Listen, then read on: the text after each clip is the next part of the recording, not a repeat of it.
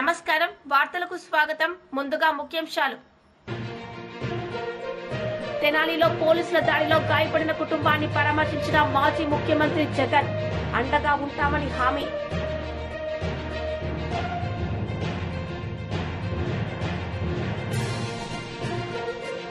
మంత్రి జూపల్లి కృష్ణారావు మీడియా సమావేశం పలు అంశాలపై వివరణ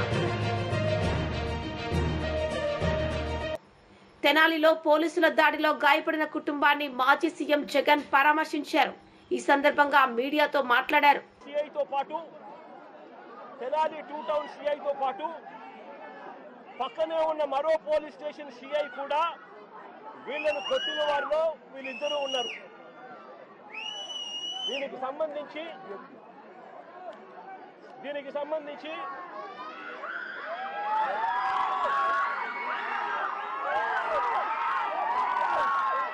ఆ రోజు అతి కిరాతకంగా నడి రోడ్డు మీద అతి కిరాతకంగా నడి రోడ్డు మీద వీళ్ళ పరువు ప్రతిష్టను తీస్తూ నడి రోడ్డు మీద అతి కిరాతకంగా పోలీసులు కొట్టిన తీరు ఇది.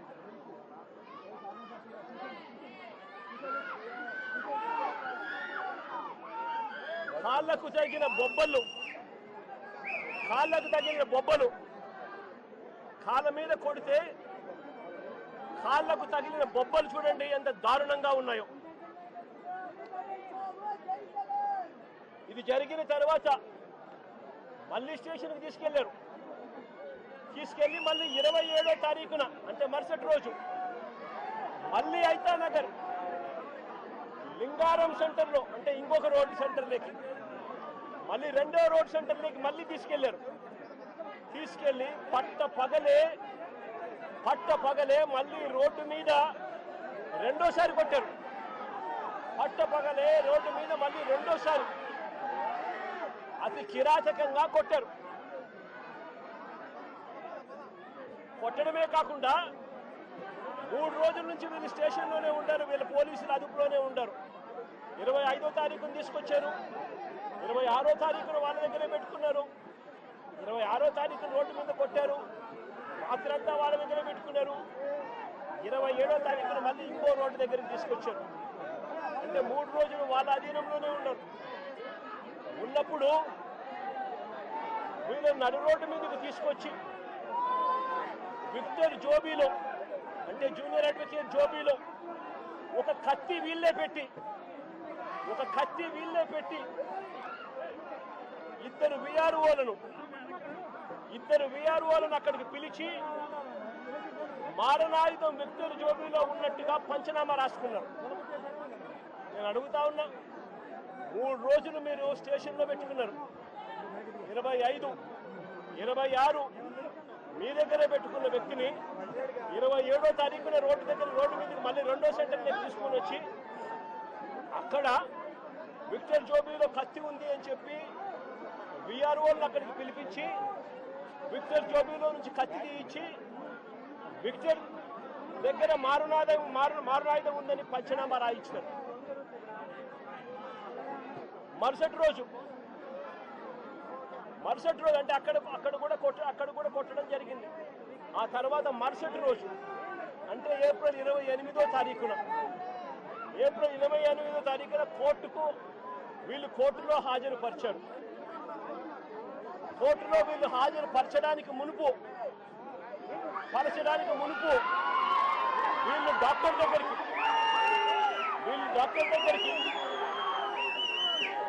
తీసుకొని పోయి డాక్టర్ దగ్గర వీళ్ళు మంత్రి జూపల్లి కృష్ణారావు మీడియా సమావేశం నిర్వహించారు. సందర్భంగా ఆయన మాట్లాడారు. నమస్తే తెలంగాణలో అంటే ఒక మహిళ ఈ మిస్ వరల్డ్లో పాల్గొన్నటువంటి ఒక మహిళకు చెంపుతో కాళ్ళు కడుతున్నాడు కనపడతా ఉంది. నేను దాచిపెడతలేను. మొత్తంగా అక్కడికి 33 మంది వెళ్తే 32 మంది వాళ్ళ కాళ్ళు వాళ్ళే గడుక్కున్నారు. ఎవరు అడగలే. ఒక ఆమెకు చెంపిచ్చింది ఈమె, ఆ మహిళా సంఘంలో ఉంటే చిన్న ఎవరో మహిళ చెంపిస్తే ఆమెకేమో అర్థం కాక చూస్తూ ఉన్న సందర్భంలో, అంటే కొందరు తెలియదు కూడా, అంటే మన సంప్రదాయ సంస్థ తెలియదు. అప్పుడు ఆ టైంలో అక్కడ ఉన్న మహిళ చెంబుతో కాళ్ళు కడిగింది. అంటే ఇది ఒక చిన్న ఒక సంఘటన. ఇదేదో మొత్తం టోటల్గా తెలంగాణ సంస్కృతిని మొత్తం తాకట్టు పెట్టిండ్రు, కాళ్ళు కడిగిండ్రు అనేటువంటి మాట మాట్లాడితే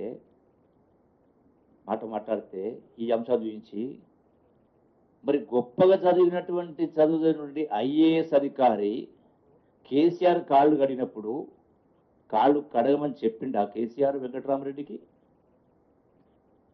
ఒక ఐఏఎస్ ఆఫీసరు, రాష్ట్ర ప్రభుత్వ ఉన్నతాధికారి కేసీఆర్ కాళ్ళు కడిగినప్పుడు చెప్పిండా కేసీఆర్ కాళ్ళు కడగమని?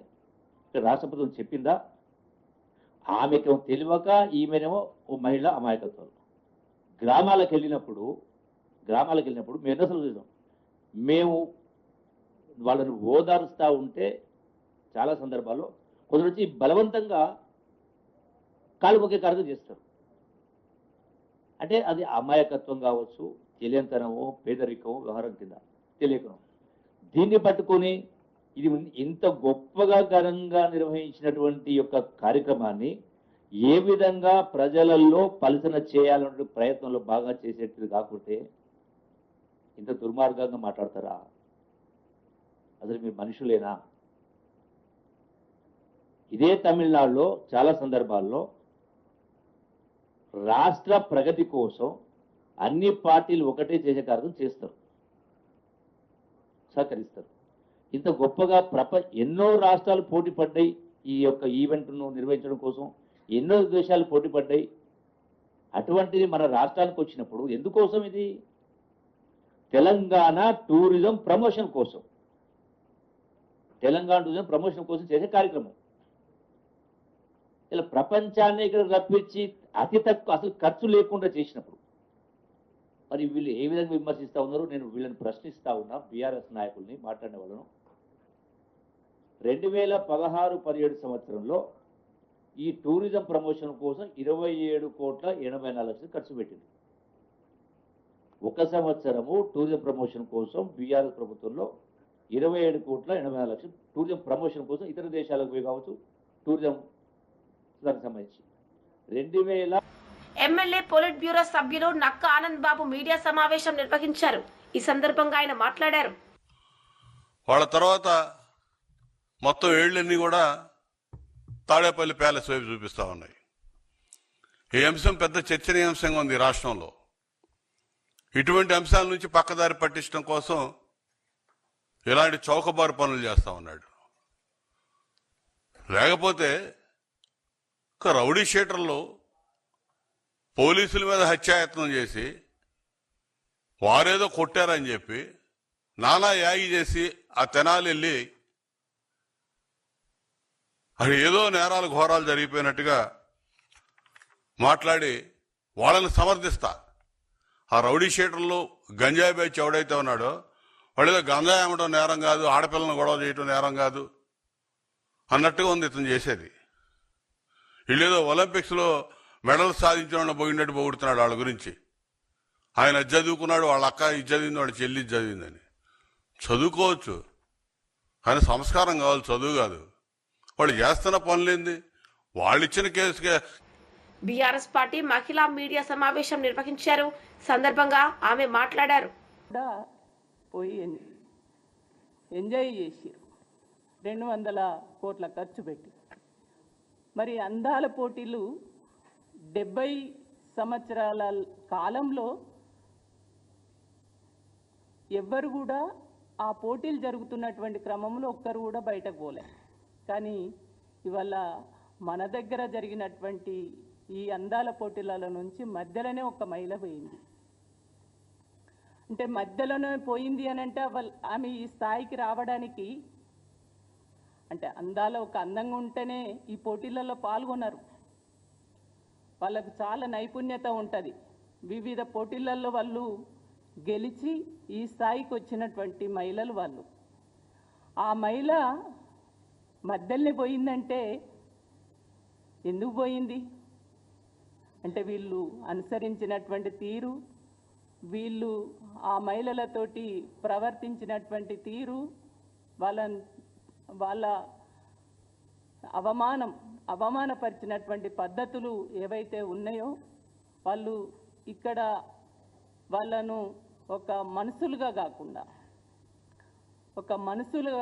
ఒక డ్యాన్సర్లుగానో, ఒక వేషాలలాగానో, అంటే ఒక డ్యాన్సులు చేసే మనుషులుగా చిత్రీకరించి చూసి ఒక బొమ్మల్లాగా ఆడిపియాలన్నటువంటి ఒక ఆలోచనతోటి ఎక్కడి పడితే అక్కడికి తీసుకెళ్ళడం, గంటలు నిలబెట్టడం, ఇవన్నీ చూసి ఆమె మధ్యలో వెళ్ళిపోయినటువంటి మహిళ ఆమె ఆవేదన అక్కడికి చెప్పుకుంటే, ఈ చామాల కిరణ్ రెడ్డి గారు ఏం మాట్లాడుతున్నాడు? ఆయన మతి ఉన్నదా? ఆయనకు అసలు మతి భ్రమించిందా? ఏం మనిషి అసలు? ఒకవైపేమో అందాల పోటీలను పెట్టి ఈ భారతదేశ మహిళలను, తెలంగాణ మహిళల్ని అవమానపరిచిర్రు. తెలంగాణ పరువు, భారతదేశ పరువు, భారతదేశ ప్రజల పరువు తీసిర్రు. అది పోయి దాని గురించి ఆలోచించకుండా ఎక్కడో మధ్యలో పోయినటువంటి మహిళ ఆమె పడ్డ బాధలు, ఆమె పడ్డ అవమానాలు అక్కడ చెప్తే బీఆర్ఎస్కు సంబంధం అంటాడు. అంటే ఈయనకు మతి ఉంది అంటే మేము ఆమె దగ్గరికి పోయి మేము మాట్లాడిస్తామా? సిగ్గుండి మాట్లాడుతుండా? సిగ్గు లేకనా? మతి ఉండా? మతి లేక మాట్లాడుతున్నాడా? ఎంత ఆశ్చర్యం అంటే, వాళ్ళు ఎంత ఘోరంగా ఉన్నదంటే, ఒక మహిళ ఆమె ఇక్కడ అందాల పోటీలలో పాల్గొనడానికి వచ్చింది. ఎంతమంది పురుషులు ఉన్నారు చూడండి. ఆమె చెయ్యి ఎట్లా పట్టుకుంటారండి? ఆ చెయ్యి పట్టుకోవచ్చా? చెయ్యి పట్టుకొని ఆమె ఆ ముఖం కవలికలు చూడండి ఎట్లా ఉన్నాయో, వణుకుతున్నట్టు, భయపడుతున్నట్టు, ఫ్రీగా ఉన్నదా ఆమె? ఇది ఇక్కడ వాళ్ళ ప్రవర్తించినటువంటి తీరు. ఇంకొకటి, రియల్ ఎస్టేట్ ఆఫీసుల చుట్టూ తిప్పడం. రియల్ ఎస్టేట్ ఆఫీసుల చుట్టూ తిప్పి గంటలు వాళ్ళను నిలబెట్టి తమాషా చూడడం. ఇక్కడ మీరు 200 కోట్లు ఖర్చు పెట్టి అందాల పోటీలు పెట్టి చేసిన నిర్వాకం, ఇది వాళ్ళ పరిస్థితి. ఇదే కాదు, మాజీ మంత్రి అంబటి రాంబాబు మీడియా సమావేశం నిర్వహించారు. సందర్భంగా ఆయన మాట్లాడారు. కూడా పాల్గొన్నాం, ఫైట్ చేశాం. అయినా చంద్రబాబు నాయుడు గారు చేయలేదు, అది వేరే అంశం.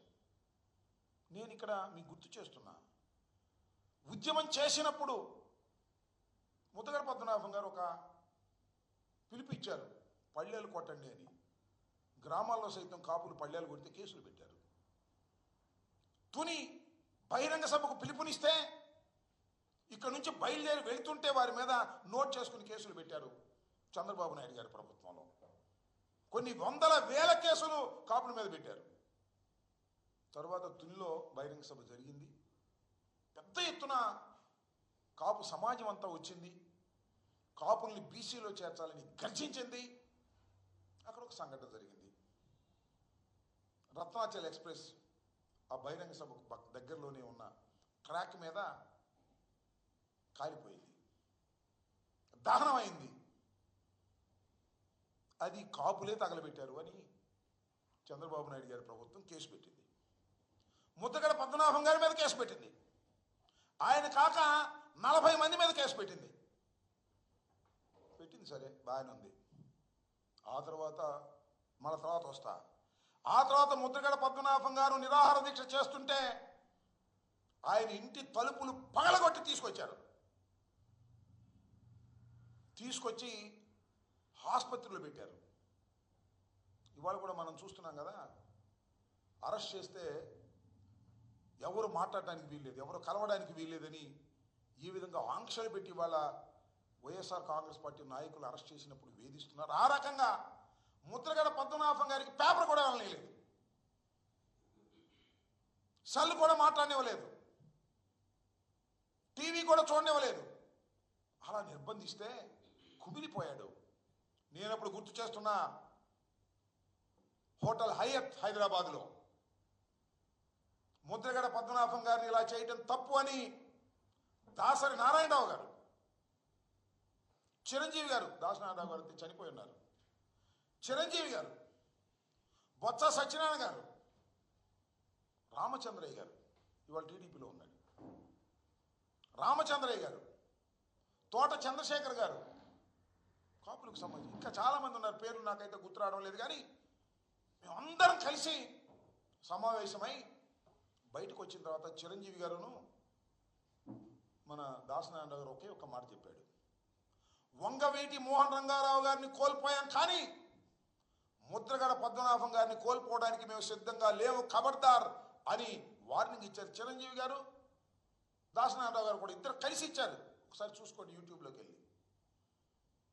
ఆ తర్వాత ముద్రగడ పద్మనాభం గారిని స్లోగా వదిలేశారు. ముద్రగడ పద్మనాభం గారిని తీసుకొచ్చేటప్పుడు వాళ్ళ భార్యని ఇష్టం వచ్చినట్టు తిట్టారు, కొడుకుని ఇష్టం వచ్చినట్టు కొట్టారు.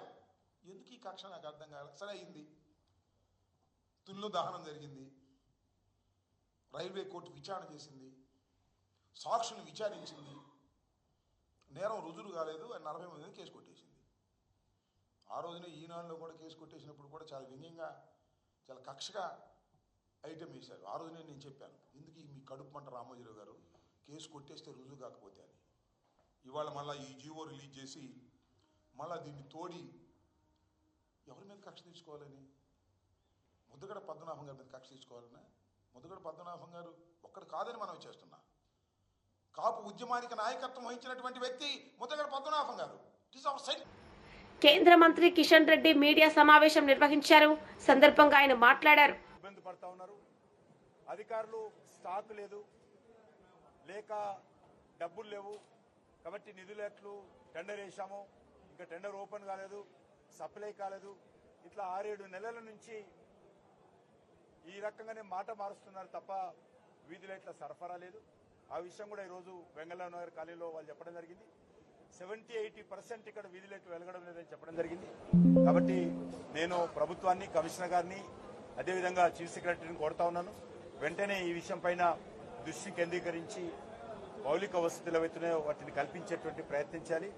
హైదరాబాద్ లాంటి నగరము, దీన్ని మనం కాపాడుకోవాల్సినటువంటి అవసరం ఉంది. ఒకసారి మనకు నగరానికి చెడు పేరు వస్తే ఇక్కడ పెట్టుబడులు తగ్గుతాయి, మరి టూరిజం తగ్గుతుంది. కాబట్టి ఆ వాతావరణం రాకుండా హైదరాబాద్ను కాపాడుకోవాల్సినటువంటి అవసరం ఉందని గతంలో కూడా నేను చెప్పాను. ఎంతసేపు మనం హైటెక్ సిటీ అంటే హైదరాబాద్ అనుకుంటున్నారు. హైటెక్ సిటీ ఒకటే హైదరాబాద్ కాదు. హైదరాబాద్ అంటే బస్తీలు, ఓల్డ్ సిటీ. హైదరాబాద్ అంటే అంబర్పేట, లేకపోతే ఖైరతాబాద్, జూబ్లీ హిల్స్, ఈ యొక్క అమీర్పేట, ఈ గౌలిగూడ, చార్మినార్, ఈ ప్రాంతాల్లో మౌలిక వసతులు కల్పించి ఇక్కడ ఏ రకమైన ఇబ్బందులు లేకుండా చూసినట్లయితేనే హైదరాబాద్ అభివృద్ధి చెందినట్టు లెక్క మనకు. కాబట్టి హైదరాబాద్ హైటెక్స్ చూపించి హైదరాబాద్ బాగా అభివృద్ధి చెందింది అనుకుంటే అది పొరపాటు అనే విషయాన్ని నేను. AP biodiversity chairman Neelayya Palem Vijay Kumar media సమావేశం నిర్వహించారు.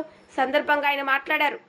పరిపాలనలో స్థిరమైన గవర్నెన్స్ ఇచ్చేదానికి కట్టుబడి ఉన్నాము. ఆర్థిక పరిపాలన ఇచ్చే మంచి ప్రభుత్వం అది. ఖచ్చితంగా తప్పులుంటే సరిదిద్దుకుంటాము, కరెక్ట్ ఉంటే ఇది కాదు మీరు చెప్పింది తప్పు అని ఖచ్చితంగా గర్వంగా మీకు చెప్తాం. నిన్న మీరు ఒక బేసిక్గా 4 ట్వీట్లు వేశారు, చాలా ఉన్నాయి. దాంట్లో బేసిక్గా ఉంటే గవర్నమెంట్ యొక్క అప్పులు జిఎస్డిపి కంటే ఎక్కువైపోయినాయి ఇన్ పర్సెంటేజ్ టర్మ్స్ అని. మీకు ఎవరు రాయించారో, ఆ పాత సోమయాజుల కొడుకు ఇంకా ఉన్నారో, లాస్ట్ టైం ఏదో మీరు ఆయన స్పెషల్ సెక్రటరీ ఫైనాన్స్ అంటూ పెట్టుకో ఉన్నారు, ఆయనే మాట్లాడుతుంటారు, మీకు ఆపోజిట్ గా కూర్చొని నీ కాగితాలు అందిస్తూ ఉంటారు. ఆయనే ఇచ్చారో తెలియదు. కానీ అదేవిధంగా జిఎస్డిపి పర్సంటేజ్ రెవెన్యూ డెఫిసిట్ ప్రకారం ఎక్కువైంది. సో తీసుకున్న అప్పులు క్యాపిటల్ ఎక్స్పెండిచర్కి వాళ్ళలేదు. అదేవిధంగా ఫిజికల్ డెఫిసిట్ జిఎస్డిపిలో ఎక్కువైంది. సో ఈ 4 మీరు ఇచ్చిన మేజర్ అభియోగాలు అంటారు, ఏమంటారు చెప్పండి. ఓకే, మొట్టమొదటిగా జగన్మోహన్ రెడ్డి గారు స్పష్టంగా ఒక్క విషయం మాట్లాడుకుందాం. స్టేట్ ఓన్ ఇన్కమ్ అంటే రాష్ట్రం సొంతగా సంపాదించుకున్న ఇన్కమ్. రాష్ట్రం సొంతగా సంపాదించుకున్న ఇన్కమ్ ప్రకారం చూస్తే 2024 జూన్లో మీరు మాకు అధికారం అప్పగించేసి వెళ్ళిపోయిన టైం నుంచి మొన్న మార్చి పూర్తయిందాకా ఈ 10 నెలల్లో ఇంకా చెప్పాలంటే ఏప్రిల్ మేలో మీరే అధికారంలో ఉన్నారు. ఆ 2 నెలలు కూడా వేసుకుంటే మేము దాదాపు మీకంటే 10,000 కోట్ల రూపాయలు ఎక్కువ సంపాదించాం. 10,000 కోట్ల రూపాయలు మీకంటే ఎక్కువ సంపాదించాం. You can check. మీరు ఇచ్చిన క్యాగ్ రిపోర్ట్లో మీరు చెక్ చేసుకోవచ్చు. స్టేట్ ఓన్ ఇన్కమ్ లో ఏమేమి వస్తాయంటే బహుశా మీరు ఆయన రాయిచ్చుంటారు, మీరు పెద్ద చూసుండ్రా. అవన్నీ ట్యాక్స్ రెవెన్యూలు ఏమొస్తుంటే జిఎస్టీలు వస్తాయి, stamps, land revenue, sales tax, excise, state share of union taxes, ఇవన్నీ రాష్ట్ర సొంత ఆదాయంలో వస్తాయి. ఇది మీరున్న 23-24 మార్చి దాకా మీరున్న టైంకి 131,632 కోట్లు, 131,632 కోట్లు. ఈ 12 నెలల్లో మేము ఉన్నది యాక్చువల్ 10 నెలలే, మీరున్న 2 నెలలు కూడా ఇంకేం చేయలేం కదా. అక్కడ ఏమి ఇన్కమ్ లేకపోయినా తీసుకోవాల్సి వచ్చింది మాకు. 141,515 కోట్లు అంటే దాదాపు 10,000, దాదాపు కాదు కరెక్ట్ గా 10,000 కోట్ల రూపాయలు మీకంటే ఎక్కువ సంపాదించాం. ఏ బేసిస్ మీద మా ఆర్థిక నిర్వహణ బాగాలేదంటున్నారో మాకు అర్థమే కావట్లేదు. మీరు ఒక్కసారి మీరు ఇచ్చిన క్యాగ్ రిపోర్ట్లు ఒక్కసారి క్యాగ్ రిపోర్ట్ను చూసుకోండి దయచేసి. ఆ సోమయాజులు గారి కొడుకు ఇచ్చింది ఇష్టం వచ్చిన చదివేయకండి, దాన్ని బేస్ చేసుకొని రాయకండి. మీకేమన్నా తెలిస్తే అర్థమైతే నిజంగా ఆర్థిక నిపుణులు ఎవరు ఉంటే వాళ్ళని సంప్రదించి రాయండి.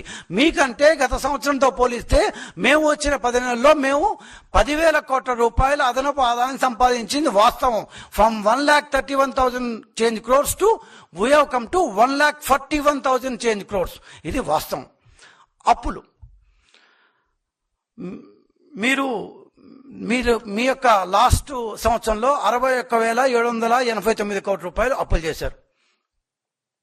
మేము అధికారంకి వచ్చిన 10 నెలలు, ఆ 2 నెలలు కూడా ఆర్థిక సంవత్సరంలోకి వస్తుంది కాబట్టి లాస్ట్ ఏప్రిల్ మే తప్పదు కాబట్టి మొత్తం అప్పు మేము చేసింది 81,615 కోట్లు. 81,000 అంటే మీకంటే 20,000 కోట్లు అప్పు చేశామని గర్వంగా చెప్పారు. మీరు ఏదో కనిపెట్టేటట్టు కొండందో ఏదో కనిపెట్టినట్టు చెప్పారు. మర్చిపోయింది ఏంటంటే మీరు ఏప్రిల్ మే నెల ఆఫ్ 2024 అంటే అధికారం చివరి 2 నెలల్లో మీరు 22,000 కోట్ల రూపాయలు అప్పులు చేశారు. పోతూ మనం అధికారం రాము కదా, ఎంత అయితే అంత చేసేస్తామని 2 నెలల్లో 22,000 కోట్ల రూపాయలు అప్పులు చేశారు. ఆ 22,000 కోట్లు మా దాంట్లో నుంచి తీసేస్తే ఈసారి మీకంటే అప్పులు తక్కువ ఉన్నాయి. 81,000 క్రోర్స్ ఈసారి అప్పుల్లో మీరు పోతూ 2 నెలల్లో చేసిన 22,000 కోట్ల రూపాయలు అప్పులు తీసి. బీజేపీ లీడర్ మీడియా సమావేశం నిర్వహించారు. సందర్భంగా ఆయన మాట్లాడారు. ఒకసారి ఓ నార్త్ పోతుంది, ఓ ఈస్ట్కి పోతుంది, ఓ వెస్ట్కి పోతుంది. ఒక ఎస్టీపీ ప్లాంట్ కట్టిరనుకో ఎక్కడ ఏ మూలకైనా గ్రావిటీ ఆఫ్ వాటర్ అక్కడ పోతూ ఉంటుంది. ఆ వాటర్తో ట్రీట్మెంట్ చేస్తూ ఉంటాం. ఆ వాటర్తో చెట్లు పెంచడానికి ఆస్కారం ఉంటుంది. ఆ వాటర్తో పొల్యూషన్ తగ్గడానికి ఆస్కారం ఉంటుంది. ఆ వాటర్తో ఏదైతే ఇప్పుడు వ్యవసాయదారులు ఉన్నారో మందులు యూటిలైజ్ చేయకుండా దీంతో మనం యూటిలైజ్ చేయడానికి ఆస్కారం ఉంటుంది. అందరూ ప్రతి ఒక్కరు యూటిలైజేషన్ చేసుకొని యూటిలైజేషన్ సర్టిఫికేట్ ఇస్తే కనీసం యూటిలైజేషన్ సర్టిఫికేట్ ఇవ్వకుండా కూడా వీళ్ళు ఉన్నారు. కనీసం ఈ 12 నగరాలు ఏదైతే ఎంపిక చేసిరో ఆదిలాబాద్, మన కార్పొరేషన్ కరీంనగర్, ఖమ్మం, మహబూబ్ నగర్, మిర్యాలగూడ, నల్గొండ, నిజామాబాద్, రామగుండం, సిద్దిపేట్, సూర్యాపేట్, వరంగల్, ఈ 12 నగరాల్లో ఈ ప్రవేశపెట్టిన తర్వాత కూడా మొన్న మున్సిపల్ 66 అక్కడ అమౌంట్ కరెక్ట్ వర్కులు కంప్లీట్ కాలే. అదేవిధంగా రెండో పథకం కింద 12 మున్సిపల్ కార్పొరేషన్లు 66 ప్రాజెక్టులు వీళ్ళు స్టార్ట్ చేసారు. 833 కోట్లు ఇచ్చిన తర్వాత ఫేజ్ 2 కింద కూడా 143 మున్సిపాలిటీల్లో మున్సిపల్ కార్పొరేషన్లు 2,870 కోట్లు కేంద్ర ప్రభుత్వం ఖర్చు చేసింది. అయినా కానీ ఇంతవరకు ఎక్కడ నేను ఇప్పటికైనా డిమాండ్ చేస్తా ఉన్నా, మీ భారత్ ఏదైతే చేస్తా ఉన్నారో ముందు ల్యాండ్ అలొకేషన్ చేయండి. ఏదైతే గవర్నమెంట్కి అవసరాలు ఉన్నాయో అవసరానికి బట్టి స్కూల్స్కైనా, కాలేజీలకైనా, హాస్పిటల్స్కైనా ముందు ఎస్టీపీ ప్లాంట్స్ దీనికైనా ఏది డంప్ యార్డ్లకైనా అవి చేస్తే ఏంటంటే రాబోయే రోజుల్లో ఎన్ని తరాలకైనా ఒక్కసారి అండర్ గ్రౌండ్ డ్రైనేజ్ చేసిన తర్వాత మీ రోడ్స్ రిపేర్ చేయడానికి అవసరం ఉండదు, రోడ్స్ వేయడానికి అవసరం ఉండదు. దీనికి రోడ్స్కి అమౌంట్ వస్తూ ఉన్నది, దీనికి అమౌంట్ వస్తూ ఉన్నది. మళ్ళీ రోడ్లు డిగ్గింగ్ చేసి మళ్ళీ డబ్బులు సంపాదించుకుంటా ఉన్నారు. ఈ విధంగా మేము డిమాండ్ చేసేది ఏంటంటే భారతీయ జనతా పార్టీ తరఫు నుండి మీరు చిత్తశుద్ధితోని ఇది అలొకేషన్ చేయాలని డిమాండ్ చేస్తూ ఉన్నాం. అదేవిధంగా ప్రధానమంత్రి ఆవాస యోజన కింద ఇప్పటి వరకు ఎన్ని ఇళ్ళు ఇచ్చినామంటే దేశం మొత్తం మీద 4 కోట్ల ఇండ్లు ఇవ్వడం జరిగింది. మొన్న ప్రధానమంత్రి వార్తలు ముగించే ముందు ముఖ్యాంశాలు మరోసారి. తెనాలిలో పోలీసుల దాడిలో గాయపడిన కుటుంబాన్ని పరామర్శించిన మాజీ ముఖ్యమంత్రి జగన్, అండగా ఉంటామని హామీ.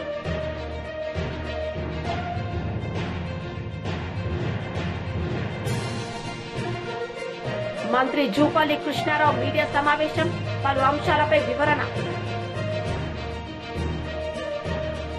ఈ వార్తలు ఇంతటితో సమాప్తం. తిరిగి ప్రసారమయ్యే వార్తల్లో మళ్ళీ కలుద్దాం. అంతవరకు సెలవు. నమస్తే.